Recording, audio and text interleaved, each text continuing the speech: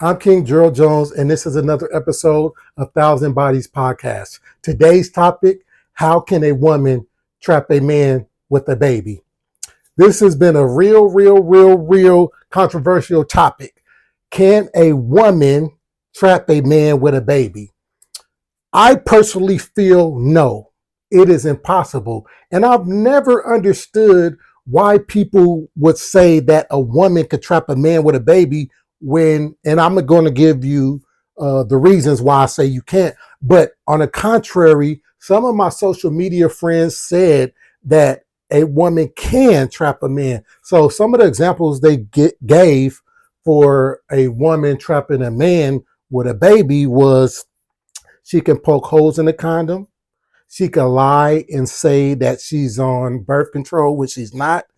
And immediately I reverted to my manhood of protection. Not only my manhood of protection, but I also reverted to accountability. So with those two examples that some of my social media friends gave about poking holes in condoms and a woman lying about birth control, you still as a man have to protect yourself. No matter what a woman says, you still have to protect yourself. And that takes accountability. For me, if I would, even not even for me, if someone told you, example, that there's a booby trap on the other side of the door, they give you clear instructions, say, when you open the door, make sure you step over the mat because there's a booby trap. Is that in fact a trap? Are you going to fall into the trap?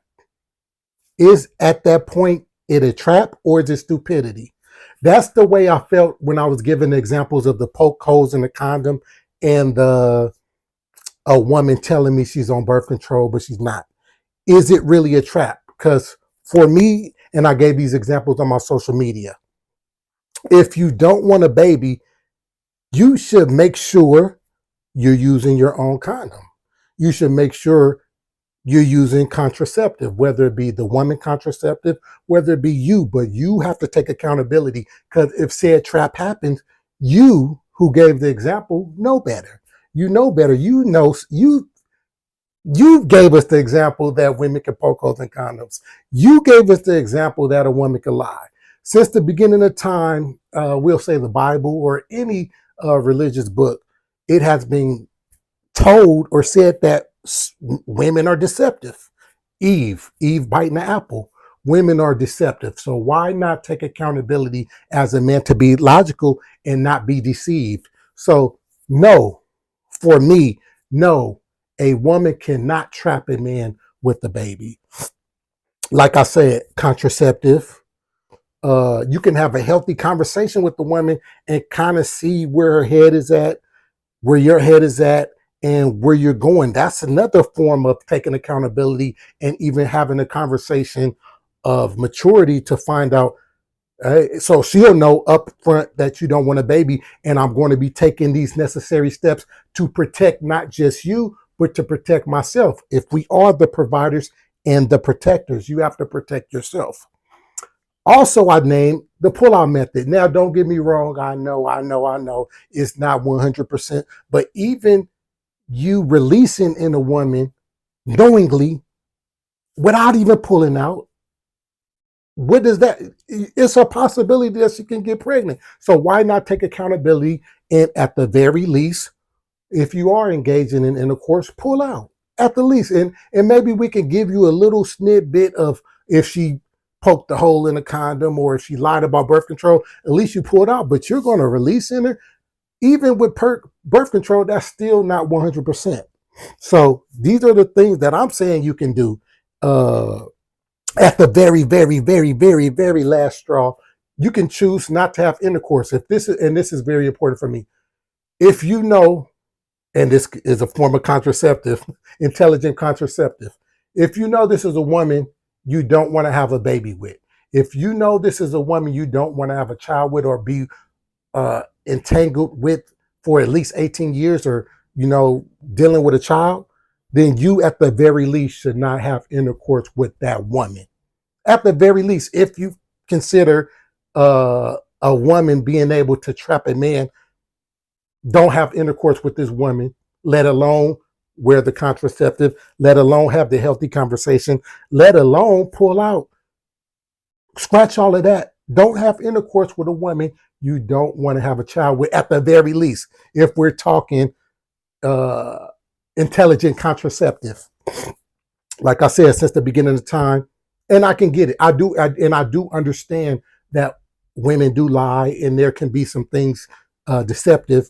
But you still have the role. You still have the role of responsibility to protect yourself and to protect her. You are the protector. You are the man. So to answer the question in its definite, no, a woman cannot a woman cannot trap a real man. Let's say that. Yes, she can trap an idiot. She can trap a male that's operating without man responsibilities and out of a man complex. Yes, she can trap a male like that, but a woman cannot trap a man. And like I said, it's very important. For me, it was very important who I procreated with. It should be just as important who you procreate with as it is. Well, I can't tell you for me.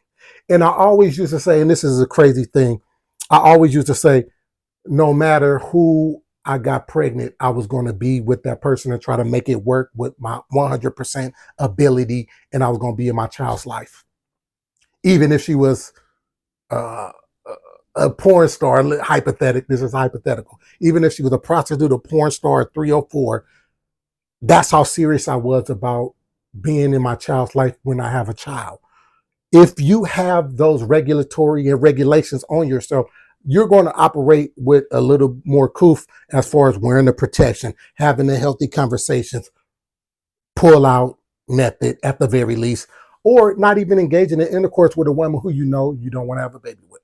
But like I said, we're going in circles, but that's my take on it. You guys can hit me up on my YouTube. You can hit me up on social media. All of them are Thousand Body Podcasts, whether it's YouTube, Instagram, TikTok, Facebook, Thousand Bodies Podcasts. And let me know what you feel. Do you agree? Do you think? And like I said, since I've been even having sex or even been introduced to sex or thinking of sex, I never put my life in the hands of a woman. I was always accountable for what I wanted to do. I always knew that in the long run, released. I always knew that I'm the one when it's said and done. Because after you release, after you do what you do, now, yeah, she has the response. She has control. But you initially, as the leader, have the control on what you want to happen and what you want to do. Yes, after you already done released and skip your responsibilities and your accountabilities, of course, it's on her, and she has a right to do what she wants. You have given up your rights. You have given up your accountability. You have given up your line of protection, so to speak. So that's my take on it. So to answer indefinitely, a woman cannot trap a man with a baby. So getting into our next segment, y'all know what it is. The Body Bowl is a list of names or a bowl of names of women that I've dealt with sexually. And each episode, I pick a name out and then I tell a story to the best of my memory of what happened. So I'm going to pick a name.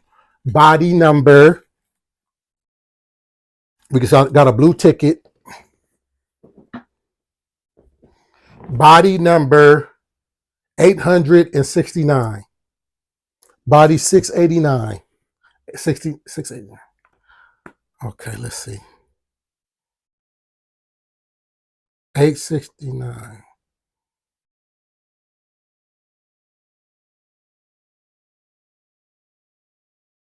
So the names have been changed to protect the guilty. But in this particular story, this is real personal. This is real close to me. This is actually a story where my dad is involved. The bigger chunk of the story is about my dad, and I'll get to the body in it. But nonetheless, this is one of the bodies in the body bowl. So I'm going to tell the story in tow, and you're going to hear a little bit about this is a cool one. This is a good one. So where should I start? Usually I rate the body, I rate the woman, but I'm not going to rate her when I get to her. I'll rate her when we get to her.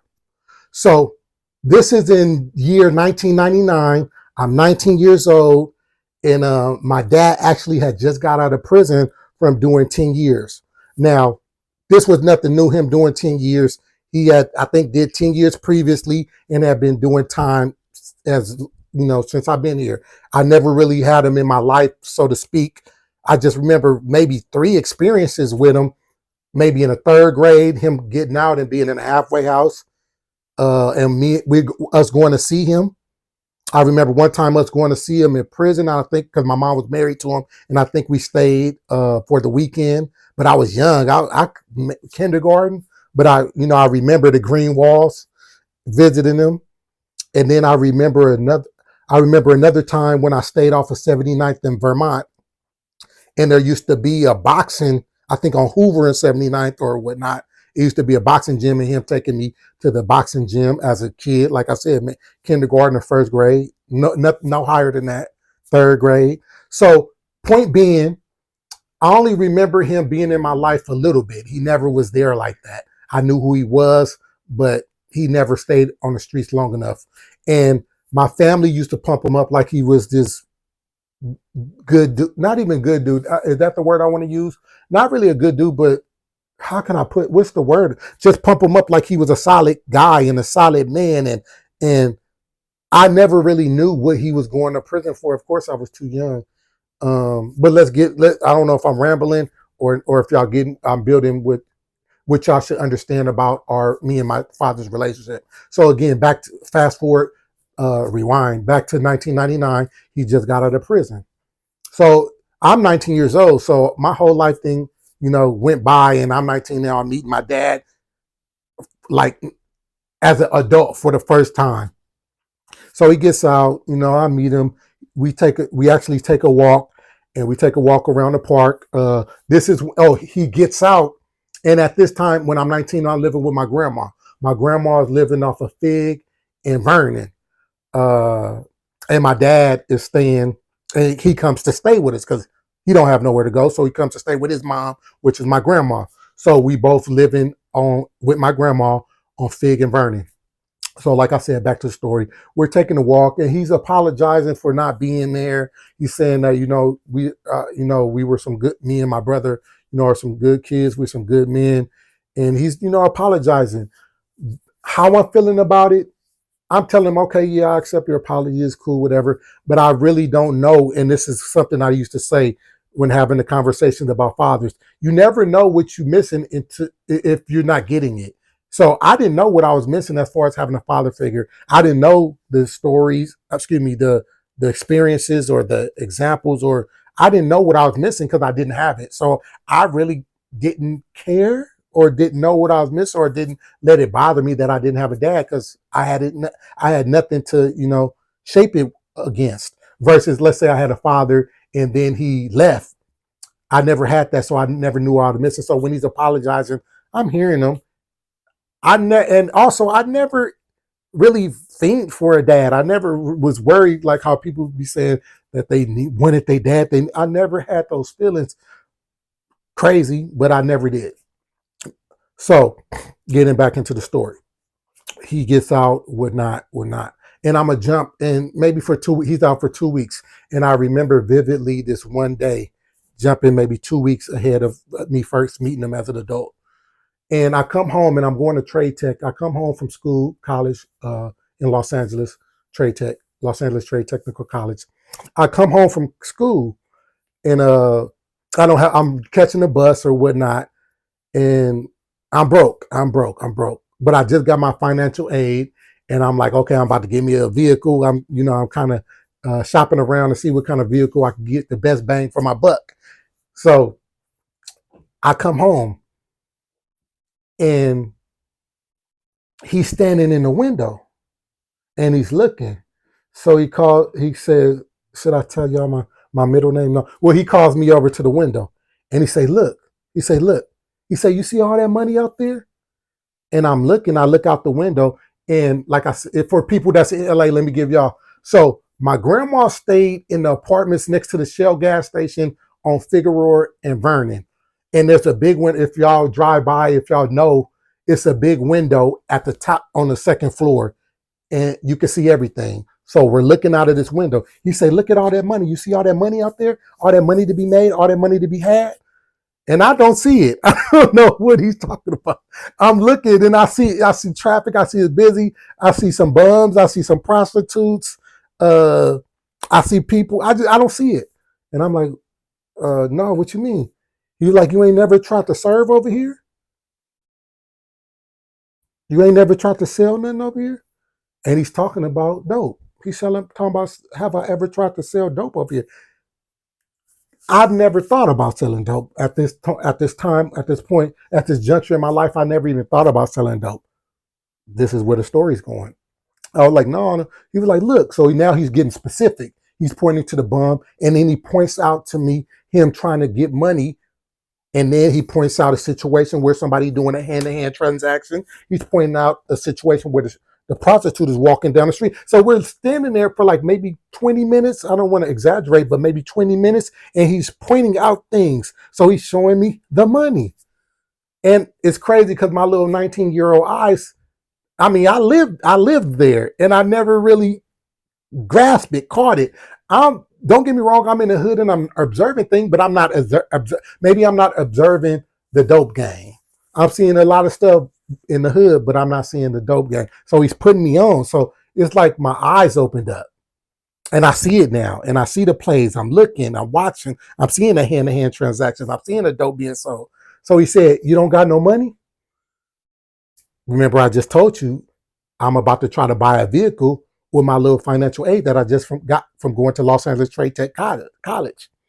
So I'm like, yeah, I got some money. He said, how much you got? I was like, how much you need? He was like, well, we can get some soft. And I got a homeboy who was my cellie while I was in prison, and he told me to hit him up. So, and let me give you this briefing too. I told you I never had no malice or problem with my father. I even respected him as a father being absent all these years. So I said that to say, when he asked me how much I had, I told him I had $3,000, which now fast forward, looking back at things and looking at how I'm a man now, I wouldn't have told nobody how much money I'll find out. If I'm going to do it, I'll find out what, but I was a kid and I ain't gonna say I had the utmost respect, but I just didn't see the deception. I didn't see the need to not be honest with him. Crazy.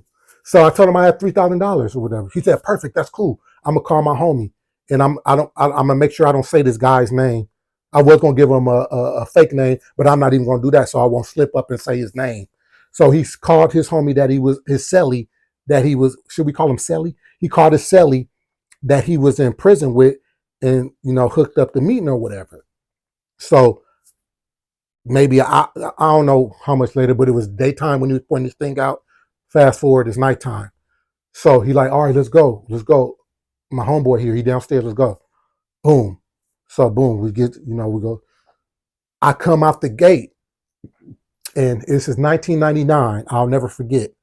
He has a 1999 Acura Legend. Is that gold or yellow? 99 Acura Legend with peanut butter insides. And I'm looking, and I'm like, oh, this is a nice little car, little Acura Legend. So we get up and we jump in the back. He opened the door, we get in the back seat. He's bumping, and it's crazy for me to remember this, but whatever. He's bumping Ice Cube's War, pushing around like, wait, the one that have that on it, Greed on it, the War tape in 1999 by Ice Cube. So we get in the back seat. Let me get to the story. We get in the back seat, and his homeboy is driving. He's a fat, light-skinned guy, and it's a bad chocolate female in the front seat. And I actually noticed her beauty because in 99 in Los Angeles, light skin was in. In 1999 in Los Angeles, light skin was in. So for me to see this bad chocolate female, I'm like, oh, she bad. Like she's bad for her, and she looks good. And she's with this fat light skinned dude. So now automatically I see the money.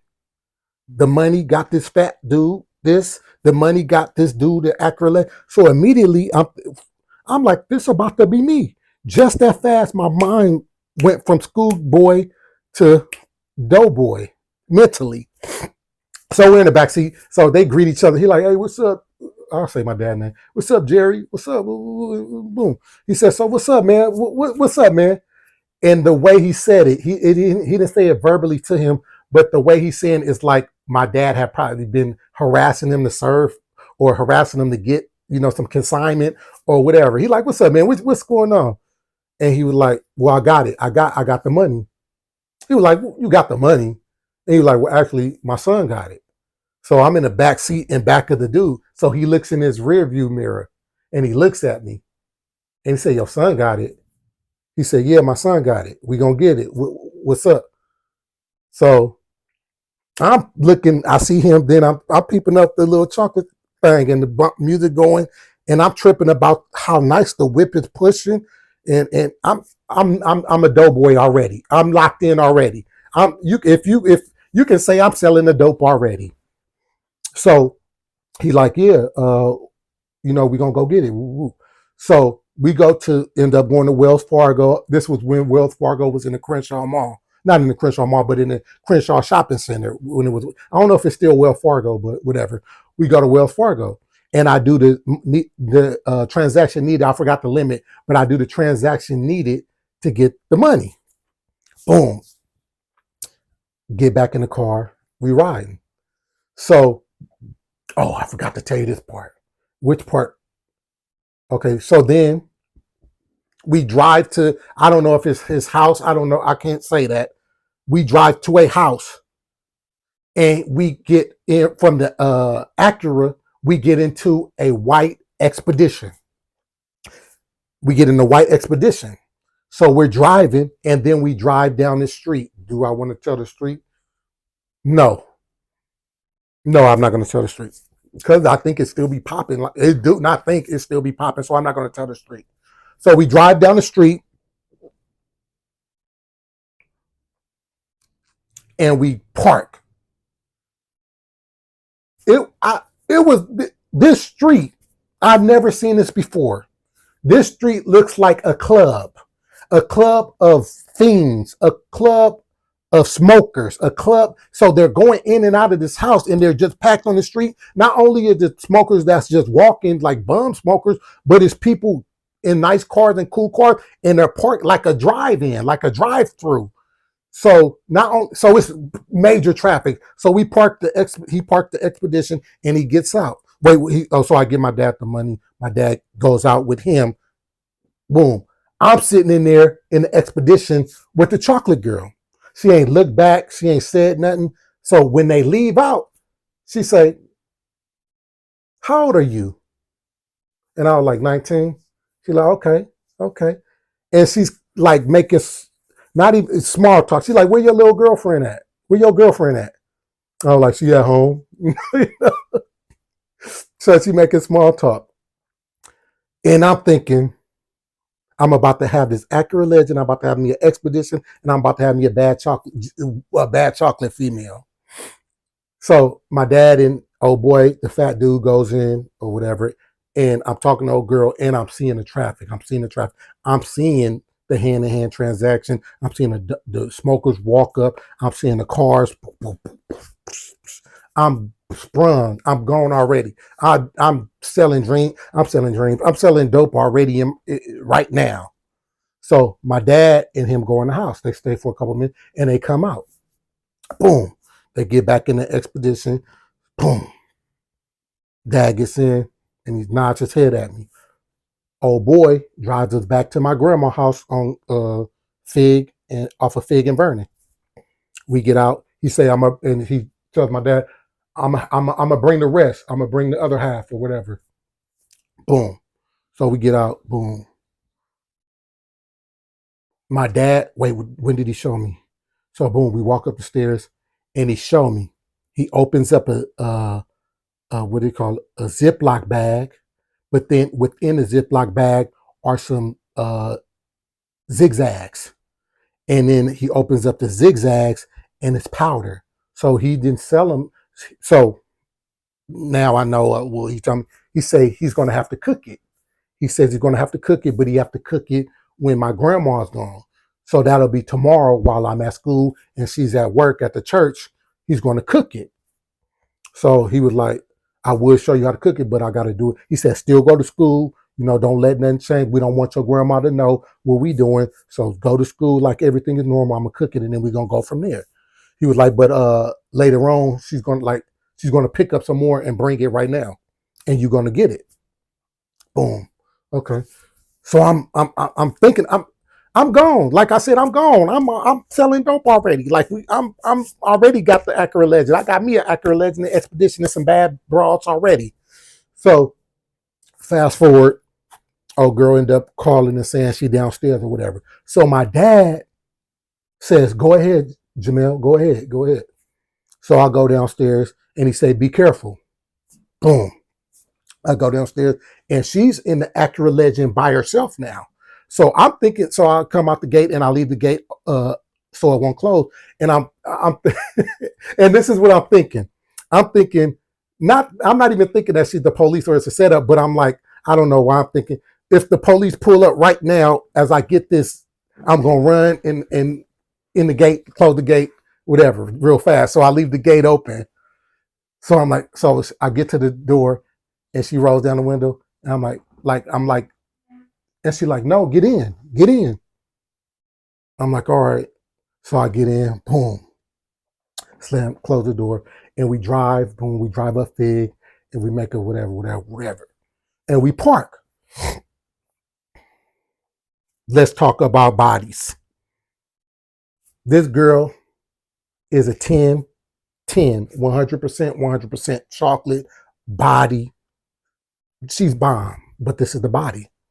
So we're sitting in the Accurate Legend. So she's like, you said you're 19, huh? You young. You a baby. You better be careful out of here. What you doing? You better be. And she's saying whatever. And so now we about to, and I didn't think about sleeping with her. Of course I wanted to, and I'm thinking she's sexy and look good, but I didn't think I was. So we're sitting there. And she was like, you think I'm cute? You think I'm cute? And I was like, yeah, you cute. And I'm nervous. My little tender 19-year-old, yeah, you cute. Yeah, I think you pretty. But she running her little G on me. You think I'm cute? I was like, yeah, you cute, whatever. So she was like, give me your hand. So she gave me her hand and she put it on her situation. When I say situation, I'm talking about her female situation. And she was like, you like this? I was like, yeah. She was like, you want this? Yeah, of course. And before I even continue, how am I feeling? How can I put this? Somewhere in my 19-year-old mind, I'm of course surprised, but I'm automatically thinking this is what I'm in the D game right now. So this is inevitable. I'm supposed to be doing this. So the D game automatically got me doing this, and I ain't even sold. So this, I'm surprised, but I'm not. I'm surprised on a grand scale, but I'm thinking that this is automatically what's supposed to be happening because this fat dude got this, and he got an accurate legend, he got an expedition, he got the money, he got the. So I'm thinking I'm supposed to be doing it. So although I'm whatever, but it's not too much. So she was like, "You want this?" So I'm like, "Yeah." Boom. She leaned her seat back. She was like, "Where's your protection? Where's your condom?" I was like, "I don't have one." She was like, "You don't have a condom?" Here, and she goes in her little purse, and she gets the condom. And I'm like, "This is kind of like." Truth be told, let's be truthful, let's be honest. My 2-year-old body, uh, Thousand Bodies podcast, Body Bowl. If she didn't create the situation with the protection and the condom, I would have went in it. I would have had sex with her without a condom. I would have. I would have pulled out because that just was my MO. I'm the pull out king, but I nevertheless would have had sex with her. So anyway, getting back to the story, she gives me the protection. So I climb on her and I'm doing my thing. And I'm like I said, I don't know how to explain it. Like, yeah, I'm surprised, I'm excited and whatever, but I'm also thinking that this is automatically what the D game do for you. This is what the drugs is doing for you. So boom, I do my thing, do our thing. She do her thing, I do my thing, we do our thing together. It's really nothing to specify or write home to mom about. It was cool, it was an experience, and it was a cool experience with an older lady. I don't know how old she was, but she was definitely a woman, and I was a little 19-year-old. So anyway, we do our thing, and we drive around, and we go around the corner, and we go back, and she's dropping me off, but she gives me the other half of the product. Boom, I put it in my pocket. I'm looking out. When I get out, she say this. She say, "Make sure you be careful and make sure you be safe." And then she pull off. Boom. I go up, give my dad the other half. He like, all right, all right. So he tell me again, he gonna cook it while I'm at school. Boom. I can't even sleep at night. I can't even sleep that night.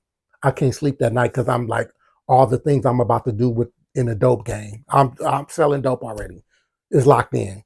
I done forgot everything that I wanted to be. But I was in school going to trade tech for business.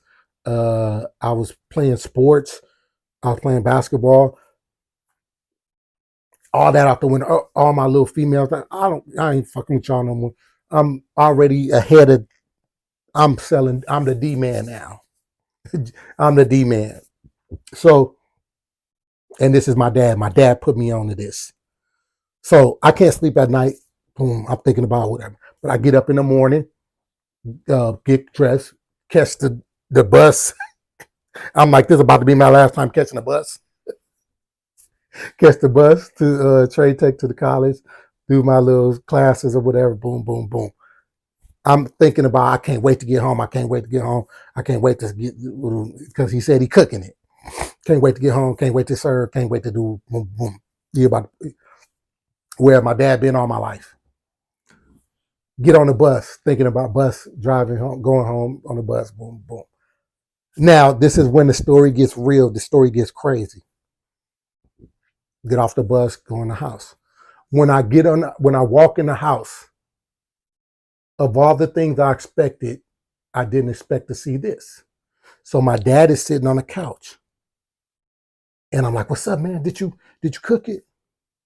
He's like, "Oh, Jamil, oh, Jamil." Now this is the thing. I've never seen. Well, should I say that or not? I'm gonna tell you what he's doing. So my dad is sitting on the edge of the couch, and he has his hands in between his legs. He's on the edge of the couch, and his eyes are big, and he's pressing down on the couch. And I'm like, "Did you cook?" He's like, "Oh, Jamil, oh, Jamil, oh man." He said, "Man, your grandma caught me. Your grandma caught me and made me pour everything in the toilet."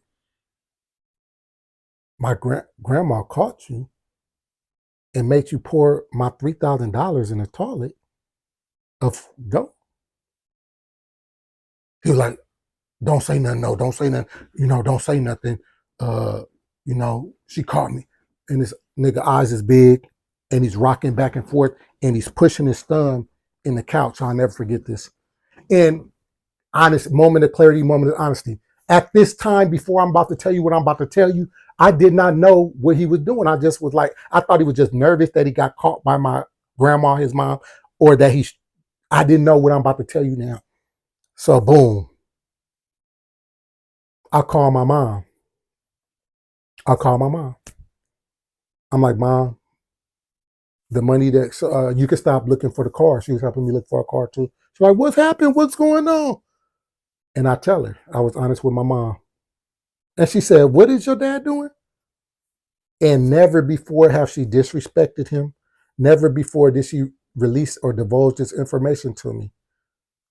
She say, "Jamil, he smoked it. He smoked it.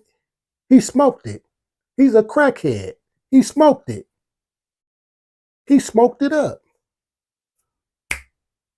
The image of him pops right in my mind, of him on the edge of the couch, pushing his thumbs in the couch and rocking back and forth with his eyes big as silver dollars. He smoked it up. I'm like, damn, damn. He smoked up. And that's the end of part one. Part two will be coming next Wednesday at 6 p.m. Wednesday, 6 p.m., Thousand Body Podcast. Make sure you like, share, subscribe.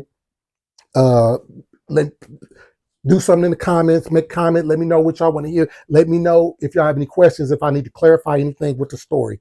Part 2 coming next. Thousand Bodies Podcast. Remember to be fruitful and don't forget to multiply. Thank you.